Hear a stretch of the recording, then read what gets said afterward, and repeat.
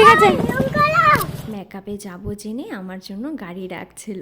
এই দেখো, লোকেশনে পৌঁছে আমার 3 ঘন্টা হয়ে গেছে, কিন্তু ব্রাইডের কোনো দেখা নেই। কখন আসবে সেটাও জানি না। এখন ঠিক আছে?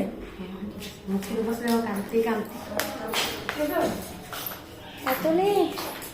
কতটা ভরসা করলে একটা মানুষ তোমাকে একবার নয়, দুবার নয়, তিনবার ব্রাইডাল বুকিং করতে পারে?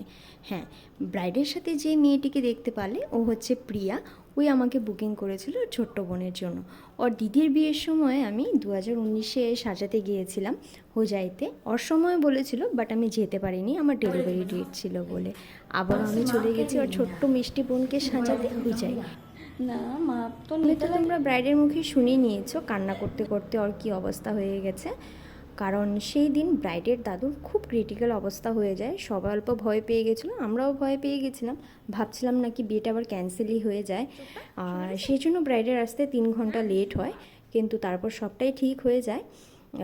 আর এই দেখো, কথা বলতে বলতে ব্রাইডকেও রেডি করে ফেলি। আর ব্রাইড সত্যি খুব কিউট। আমাকে বলছিল তুমি আমাকে জিজ্ঞেস করবে, আমি তোমাকে রিভিউ বলবো।